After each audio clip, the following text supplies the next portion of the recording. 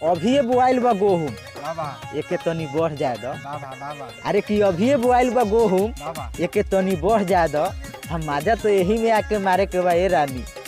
अरे कि माजा तो यही में आके मारे के बा ए रानी, जवनिया के तनी चढ़ जाए दो।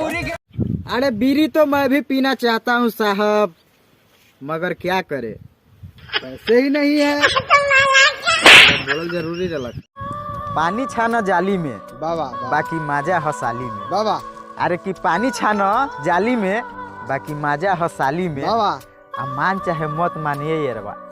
अरे कि मान चाहे मत मानिए यारवा, बाबा। वो माजा नइखे घर वाली।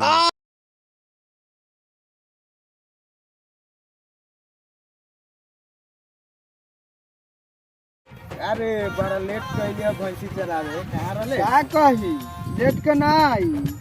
पापा हमारे एक चलाई ईटा गिरवाले रहलन, सारा मुंह धो के ले गए। अब क्या करी हम?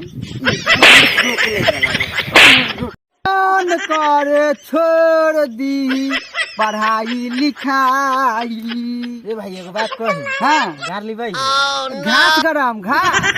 कि लूटेलू माजा अनहरिये में जाके। बाबा अरे कि लूटेलू माजा अनहरिये में जाके। बाबा। आ जब मांगी ले हम, अरे कि जब मांगी ले हम तो कहेलू कि आवत तानी खा के। अरे कोके चितपट पानी चुए टपाटप, पानी चुए टपाटप हवे सहिया।